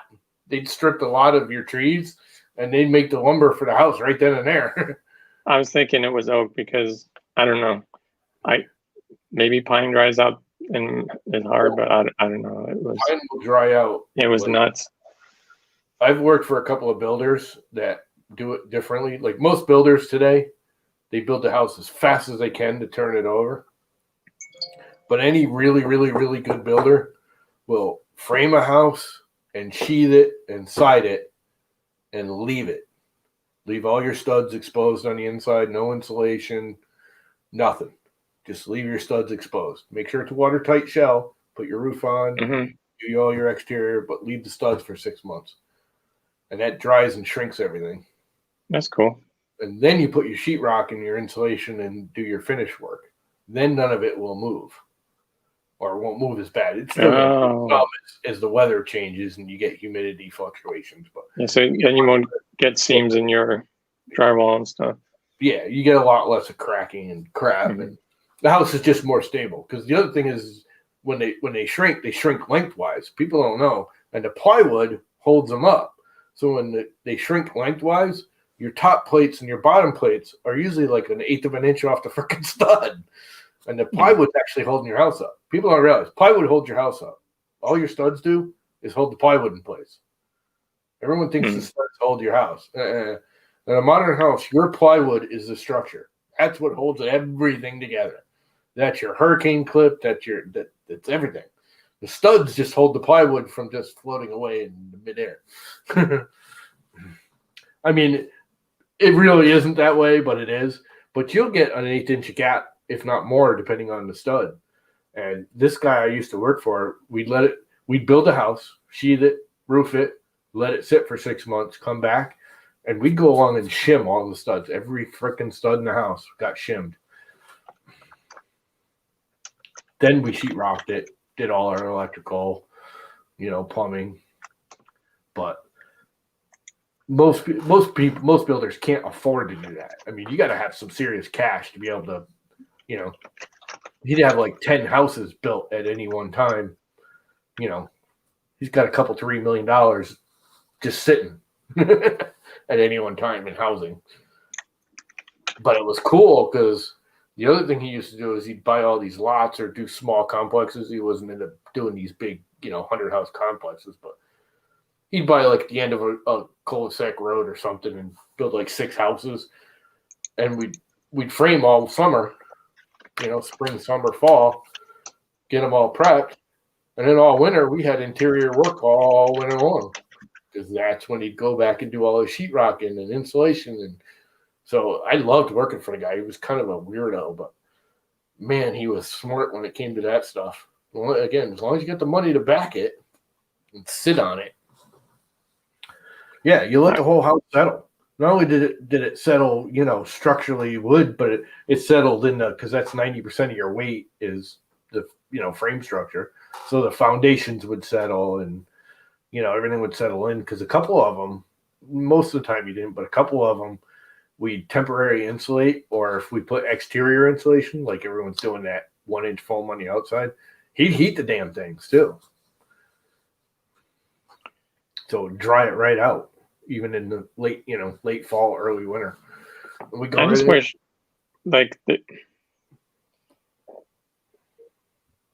before they start putting up the drywall and stuff, more houses need more outlets than they're putting in now, and run Cat 5, or some kind of Ethernet. I guess Cat 5 is not the standard anymore, but Ethernet. Most houses around here, when you build a house, that's like automatic. There's at least one, internet socket in every room. Generally more than one. Most houses we're building now, for every couple 3 outlets in the wall, there'll be a internet socket, or phone. That's a lot good of the phone ones are gone. But we used to put phone lines in everywhere too. Everything was pre-done, and you'd run home runs all the way down to the basement, and you just mark the lines. And when the phone company came in, all they did was hook up whatever lines actually wanted to be hooked up. The rest of them were just dead lines in the wall if you ever wanted to use them. This house has it. I got phone lines running all through the walls. There's a phone socket. You can't see it, but it's like right there. There's an old phone line socket. There's actually one behind the computer right here.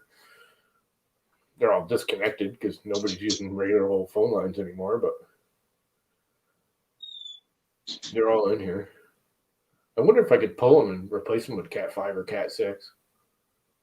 But yeah, most houses, God, we've been putting Cat 6 and Cat 5 in the walls for years. That's good to know. I guess if we ever move into a newer house, maybe we'll get to experience that. Most decent builders will just do that. Generally, relies on the electricians because the electricians always ran that crap. Well, that was the other thing I liked about this guy. When we were building those houses, all the plumbing, all the electrical, all the, anything in the wall, all the cat, we ran it. We'd run the lines. We'd drill the holes in the stud. We'd run the line, put the box in at whatever height off the wall, 18 inches here in Connecticut for most things, off the floor, mount the box, wire would come out into the box and leave it. All the electricians did were come in and do the stuff they have to do by code. And that's, actually mount the outlet, mount it, test it, run it, hook it up to the box. And the electricians and plumbers love that because they're in and out of that house in 2 hours, 3 hours half the time. 4 or 5 electricians would come in just do the whole house in a couple hours and be done. They love that crap. No drilling, no. Not only that, the electricians and plumbers are the sloppiest freaking people in the world when it comes to construction. There's always wood chips, and when we did everything, I mean, again with this guy, he taught me a lot of, because I worked with him when I was younger. He taught me a lot of, proper things. And half hour before you leave every day, clean up, vacuum, sweep. When we left every night, that freaking job site was immaculate. All the lumber was stacked neatly. All the houses, the house was somewhat done on the inside. Everything was swept and cleaned and vacuumed. The other thing he did, not on all the houses, but depending on the house and what they were doing for insulation, he would, after it sat for 3 or 4 months, he'd have them prime and paint the studs before there was any sheetrock or insulation or anything. And we're all like, why the hell do you do that? It prevents carpenter ants. Carpenter ants don't like the primer. They won't eat the house as bad. Oh, that's cool. I never knew until he did it. And he's right. Not one of them. Termites, everything. They don't like that, whatever is in the primers. So he'd spray the whole house. Just come in with a spray gun, don't matter, tape off the windows, and just go to town because it's all exposed framing. So did he do private contracts, or was it all like, those big subdivisions and stuff? It was, he was a private guy. He didn't do big subdivisions. He'd buy into, like, most of what he did were subdivisions that were failing because the people didn't know what the hell they were doing. So they were like, 50 house subdivisions, but 30 of them were already done. And he'd buy it real cheap because, the idiot that started it didn't know what the hell they were doing. And this guy was a billionaire. He had to be. He had to be in the billions. He was an eccentric weirdo, but he was really good to work for. I mean, I wish my parents had found someone like him, because a few years ago now, I'm chronologically challenged, but maybe it was 10 years ago, a tornado touched down in Michigan, and my parents' house was one of the houses that was hit. And so they already had PTSD from that, right? And then the builder that they hired, he was like complete opposite of what you're talking about. They fought with him every day. Stuff still wasn't done right, and they have to live with it every day. And they still have PTSD from the whole thing. There are definitely good builders and there are definitely bad builders. Some people are just stupid. When you get an estimate for a house, do the whole 3, 4, 5, 6. I love these idiots that, especially at the governments and stuff, they always choose the lowest bidder. Never, ever choose the lowest bidder. Particularly if it's like, there's a friend of mine. She's built mortgage companies and stuff, and she'd buy houses. And she was one of these that buy a house, she'd live in it, but she'd turn the first floor into her business and then, run it. And then 2, 3 years later, she'd sell it and do another one. And, she liked it. It was fun, and it gave her a little extra income. She'd buy an old rundown house, live in it while it was being rebuilt. Anyways, she bought this really nice, like 200-year-old Victorian down the street, but it's 200 years old and needed major rework.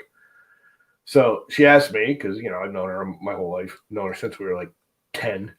She's like, oh, give us an estimate. She asked my neighbor, who basically was the same thing as I am, got 3 or 4 other estimates. We're all like, what you want to do? She wanted to take it and blast the roof up, put a second floor on, do some crap, build all this structure. Had to put an elevator in it because it was a business. So you actually have to have an elevator to the second floor because you couldn't put a ramp in. It was too high up, blah, blah, blah. So she's getting all these estimates, and we're all like 250, 300,000 easy for all this work you want to do, She gets this one guy that comes in and says 120. And we're like, don't do it. Don't do it. She's like, yeah, but he's got the list and it's all there. I'm like, there's something missing. There's something he's not going to do. You're just not going to get it built right. It's like, well, we're going to do it. Her husband was a freaking cheap ass moron. Mm-hmm. And so they did it. Come to find out, got it all done.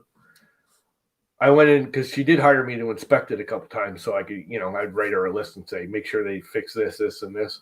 Mm-hmm. They had a major roof hip. I don't know if you know what a roof hip, but it's the old Victorians where they come in and then you have a hip. They had these massive beams where they opened it up and made it all exposed roofing on the inside, so our sheetrock's going to be all the, you'll see the angles instead of a 5-6. The hip was made out of a 2x6, and then they had all the beams, which were structural beams, tied into the 2x6, were laminated double lam beams, all held up by one angled 2x6. I'm like, you can't do that. Well, the height is right. I don't care about your damn height, dude. It's not structural. You can't put that much weight on a single freaking 2x6. It won't hold. She had to fight with him like forever to do that. Finally, the framing inspector, the town inspector, came and said that ain't freaking legal. So he had to replace that. Got it all said and done. She goes to move into the house, fought with him. He like half did these decks all wrong. So many like little cheap, stupid things he did. She goes to move into the apartment. We're all like helping her. The first day she goes up there. It was a little chilly. She goes looking. There's no heat anywhere in the top floor. None. No electrical, no hot water, no forced air, no steam, none. There is no heat in the top floor in her apartment. So that didn't go over big. So we had to go out and get the roll around, plug in electrical heat, which made her very unhappy. And of course, it doesn't say anything in his contract that he's got to put the heat in. So she's screwed there. Then to top it off, she got it actually a pretty nice kitchen. The guy who built the kitchen made it look really nice. We go there and we're helping her move. She's putting the dishes in the front, in the top piece. The whole cabinet shelf came off. When they built the cabinets, they screwed them all together, which a lot of builders do. I like to do that too. We screw them all together, and then you get like 4 or 5 guys, so it's a nice straight line, and you just pin it up on the wall. Then you go back screw it. Well, he pinned it up on the wall with 2 screws. Never went back and back screwed it. So the minute she started putting all her dishes and all that weight on there, it just fell off the wall. Wow. Broke her ankle when the thing landed on her, because it landed on her. Broke her ankle. Oh my God, did she sue him so bad? She won. Oh, that's good. She didn't get squat. She barely got enough money to fix it. Didn't cover her leg or anything because the guy was a cheap ass and he wasn't making any money. Yeah, you don't do anything for personal injury anymore. That stuff's been. Well, his insurance covers some of it. Yeah. Of course, I doubt he even had proper insurance. I don't know, but it took her like 5 years to get anything out of him. They did shut his company down. He wasn't allowed to be a company anymore, but that's stupid because all he does is go out and re-LLCs under a new name and starts all over. I've seen that happen before. Oh. Everyone around here is, they all do the LLC to protect themselves. So you can sue the company, but you can't sue them personally.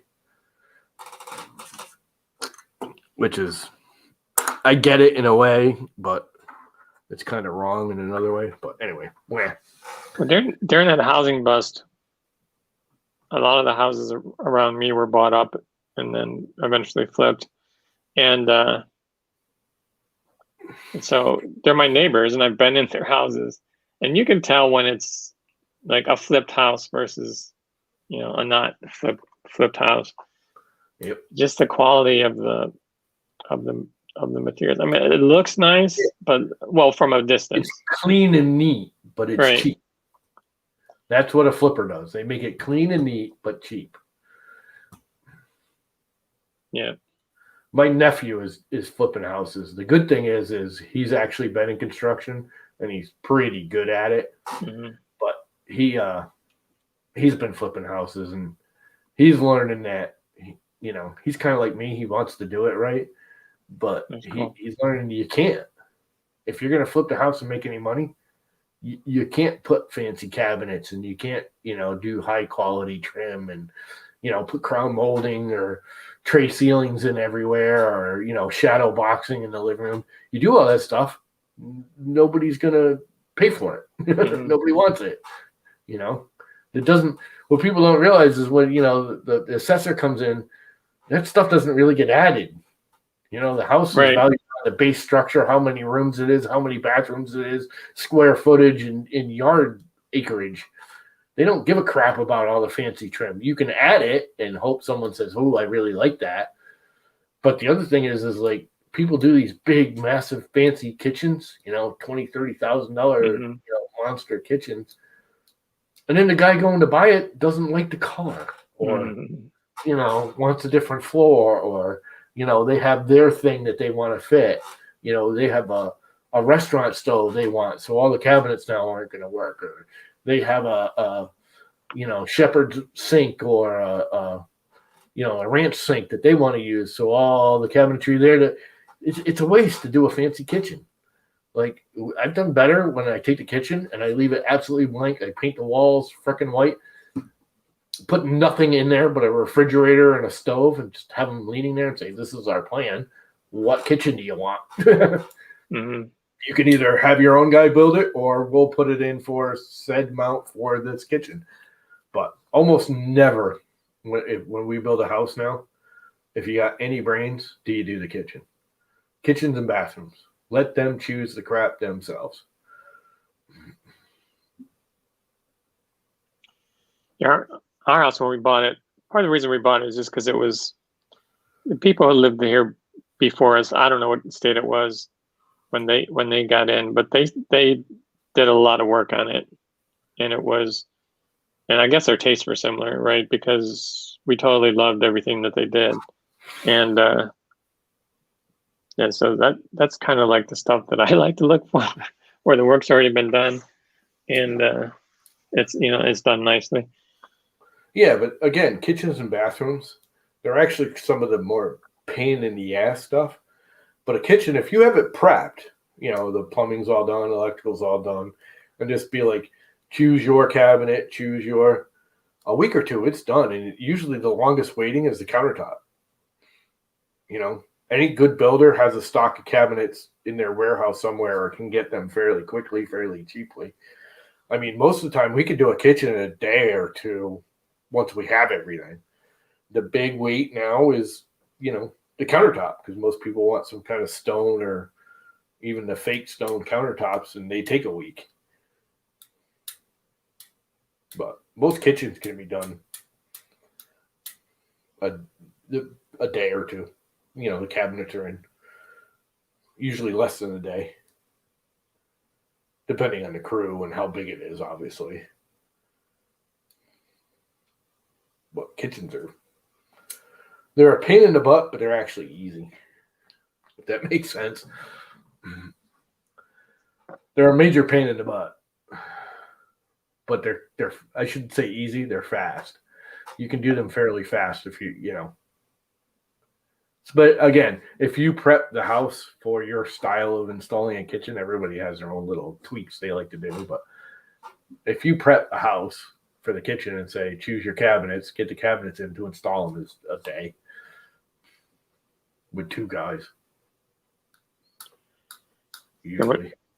The house we moved into, the kitchen wasn't fancy. We did like the layout, like it had a nice little island and stuff with, the kids always eat their breakfast out. And it wasn't fancy, but we had some water damage. I forget what was leaking exactly. I don't remember if it was the dishwasher or something under the sink. But we had anyway, so we filed an insurance claim, and then we added some additional money. We basically redid the kitchen with granite and everything. The granite's the big thing that takes time, though. It takes longer to demo a kitchen than it does to install one. Once the prep work's done, if the walls are straight, the floors are, somewhat level, plumbing's all in place in the walls, electrical's all in place in the walls. So That's my wife, all the time. My wife was actually managing it all, and she ended up hiring Home Depot, and they did a decent job, except they didn't quite install the plumbing underneath the main sink properly. And Imagine that. Home Depot didn't do it right.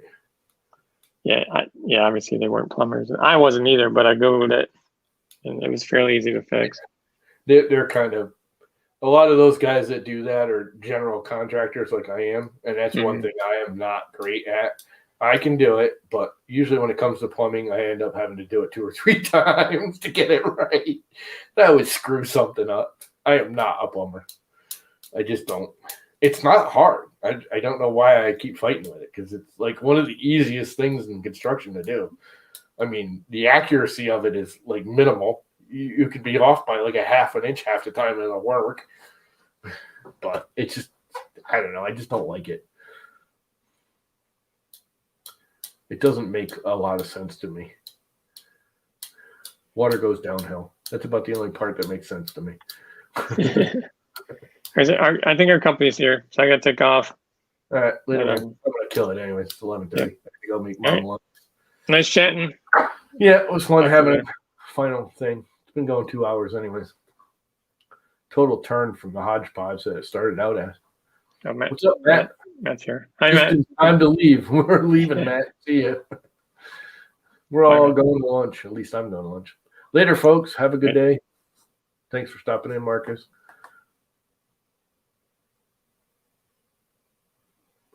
Yeah, and commercial, residential. It's still not. Plumbing doesn't need to be like that accurate. You can run a line, as long as the pitch is in that range, it's all right. As long as, if it's up off the floor, only you're a half inch off the floor wrong where the pipe comes out of the wall, the trap just is that much longer. There's a lot of play with plumbing. You can flex it. Hell, with packs, the runs are easy. You just put it anywhere you want. Copper is a little more strict. But anyways, I'm out. Later, guys.